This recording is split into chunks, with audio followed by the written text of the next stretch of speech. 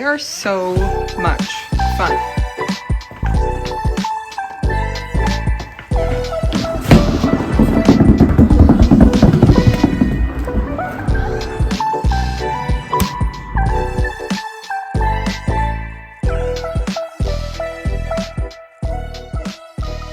These are the finished ghosts. I'm so happy with how they turned out.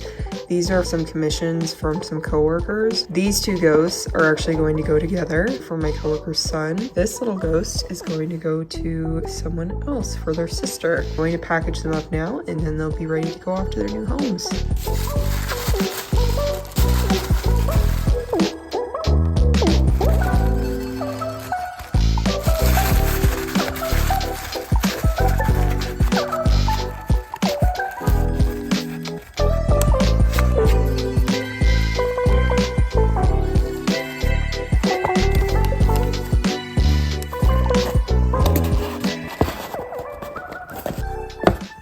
I wanted to do a little haul of some things that I've picked up recently that are going to be really helpful for polymer clay sculpting. If you don't know me, hi, my name's Newt. I co-run this channel with my best friend Mushy. We take turns uploading videos every week. The content can fluctuate from genre to genre, but basically we just upload cozy content of what we've been up to creatively that week. My videos primarily revolved around polymer clay. That's my favorite medium to work with. Me and Mushy have been friends since we were in second grade, and we live hundreds of miles away from each other. So keeping up a long distance relationship obviously is very important to us, and as an extra step, we wanted to create this channel to help us better keep up with each other and what we're doing creatively. We like to share those videos with each other, but also with all of you. We would absolutely love to make video creating and doing things artistically as our full-time jobs. So that is what we're striving to do. Thank you so much to everyone that has subscribed to us. We got a small influx of people within the last couple weeks, so thank you so much if you're a new subscriber. So as I said, I wanted to do a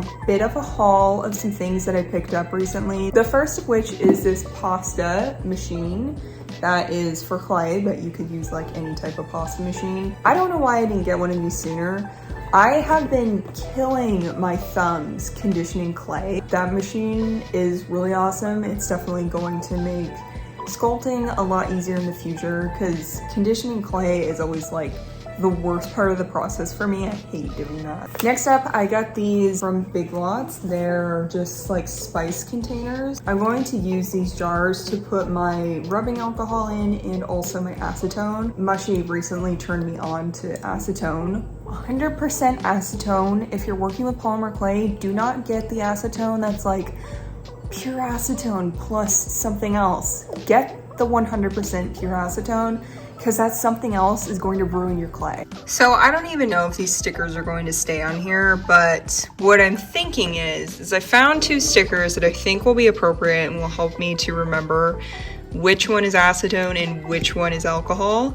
And for the acetone, I chose this like haunted house because acetone's kind of like low-key scary.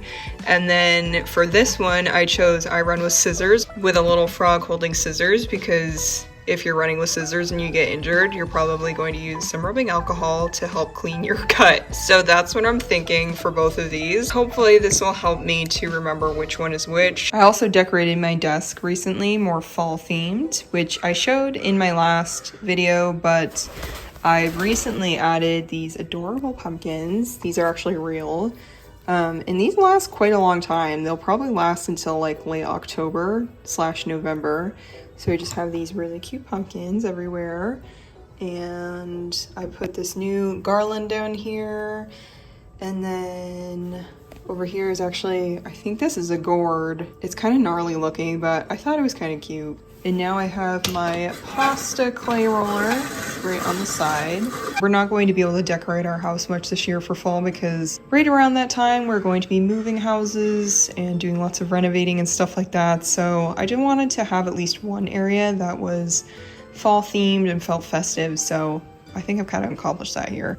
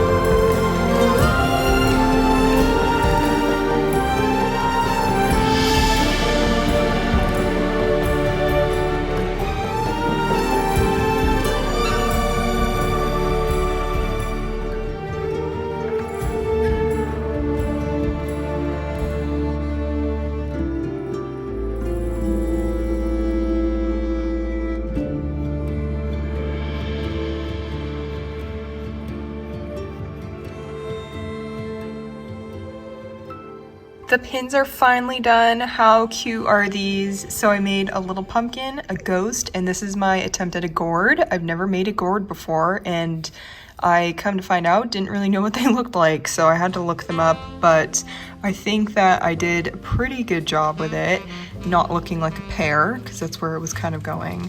But the ghost is definitely my favorite. So I'm going to drop these guys in the oven and then I'll update once they're done. And once they're out of the oven, I'm going to use this stuff. I hear people saying this works really good for stuff, but I've used it before and it didn't work. And I can't remember right now what I used it on, but whatever it was, it didn't stay glued.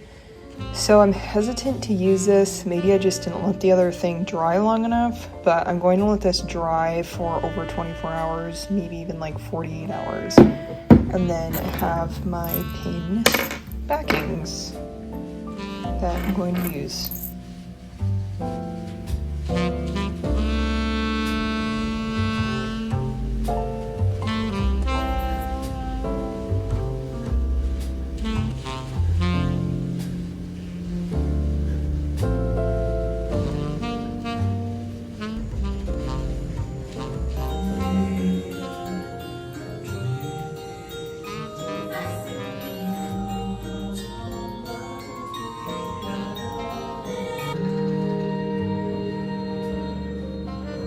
So this is how the pins are looking. I just put the backings on them last night, as you can see. And this is my first time working with pins, so they're a little bit janky looking, the back part of them. So like the glue just looks like a little weird. So I'm gonna put some UV resin on these, and I was trying to find something like a cork board or like something that I could stick these into to make it easier to put the resin on, and I couldn't find anything.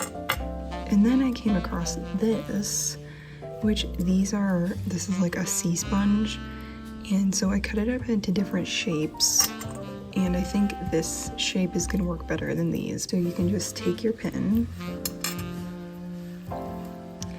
and you just stick it in, and I think this is going to work really, really well.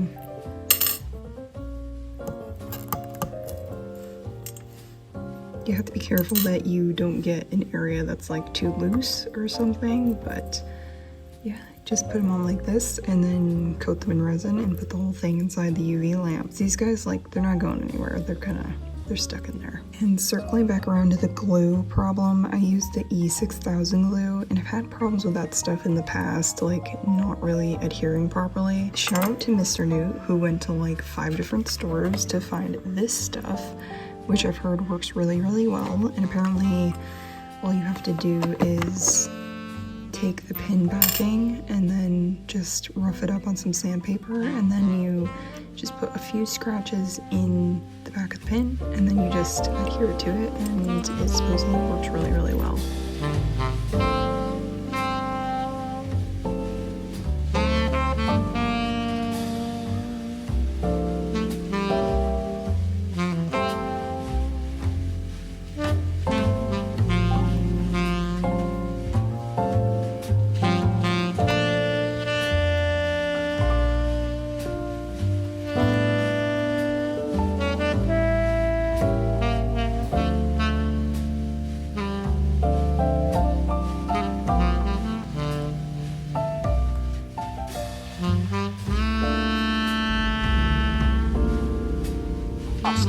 We should have left a trail or something. I can leave a trail of candy from my pants.